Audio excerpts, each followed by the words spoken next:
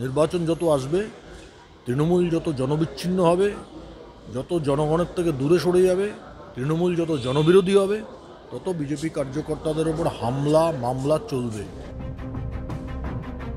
আশঙ্কাটা রয়েছে, আর সেই আশঙ্কাটাই সত্যি হচ্ছে প্রায় প্রতিদিন। রাজ্যে কোথাও না কোথাও আক্রান্ত হচ্ছেন বিজেপি কর্মীরা, এমনকি মৃত্যু পর্যন্ত হচ্ছে। বুধবার যেমনটা হলো কোচবিহারে। আক্রান্ত বিজেপির বুথ সম্পাদক কালাচাঁদ কর্মকার, হাসপাতালে নিয়ে গেলে মৃত ঘোষণা। তুফানগঞ্জে পুজো নিয়ে স্থানীয় দুই ক্লাবের মধ্যে চলছিল বচসা। দুই যুবককে তৃণমূল কর্মীরা বেধড়ক মারধর করছিল বলে অভিযোগ। সামনেই চায়ের দোকানে বসেছিলেন কালাচাঁদ কর্মকার। গন্ডগোল থামাতে গিয়ে আক্রান্ত হতে হয় তাঁকে। চলে বেধড়ক মারধর, হাসপাতালে নিয়ে গেলে মৃত ঘোষণা করা হয়।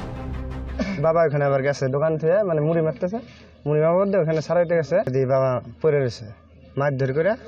লোক কোমল বর্মন, রঞ্জিত বর্মন। আমার স্বামী সারাইতে গেছে, তো নিজের মধ্যে ঝগড়া করো না।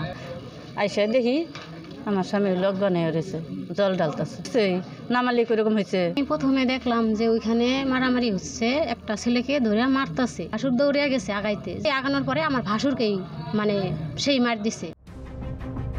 ঘটনায় কমল বর্মন নামে এক তৃণমূল কর্মীকে আটক করেছে পুলিশ। প্রিন্সিপাল অ্যাকিউট ছিল কামাল বর্মন আরও 2-3 জন স্পটে ছিল, তার মধ্যে কামাল বর্মনকে আমরা ইমিডিয়েটলি ডিটেইন করে থানাতে রাখা হয়। যদিও বিষয়টি অস্বীকার করা হয়েছে জেলা তৃণমূলের তরফে।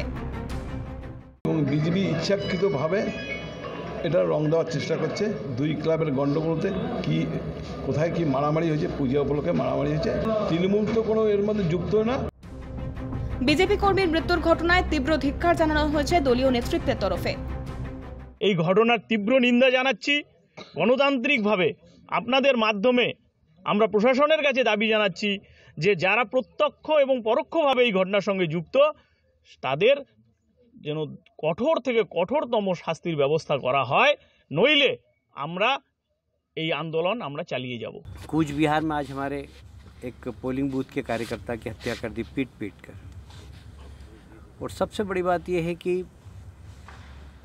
टीएमसी के गुंडे हत्या करते हैं और पुलिस उन गुंडों को बचाने के लिए उस हत्या को आत्महत्या में परिवर्तित कर देती है। কুচবিহার জেলার কালকে বৈঠক আছে, তবে সাংসদ জন বার্লা আছেন, তিনি কথাবার্তা বলছেন।